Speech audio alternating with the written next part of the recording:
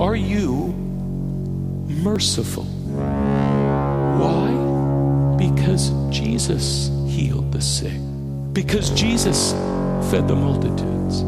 Because Jesus gave legs to the crippled. Because Jesus granted sight to the blind. Because Jesus opened the ears of the deaf. Because Jesus found prostitutes and tax collectors and drew them into the sphere of his love. Because Jesus touched the untouchable and loved the unlovable and forgave the unforgivable and welcomed the undesirable. Because Jesus even now saves the otherwise unsavable. Why? Because they deserve it.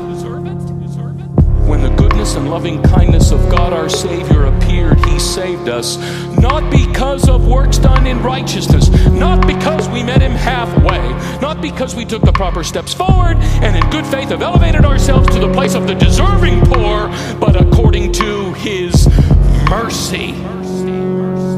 We are here because Jesus Christ didn't say with cold indifference, give them what they deserve. They brought it on themselves.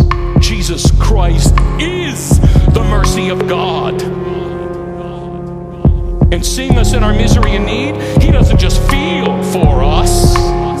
He takes the necessary action to relieve our distress.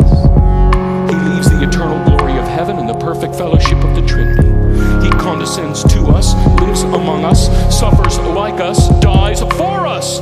Do you understand this?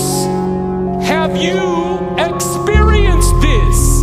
How then is it possible to experience it and not display it? It isn't possible. You haven't experienced it if you don't display it. The evidence of God's mercy in your life isn't determined by how much theology you know, by how many books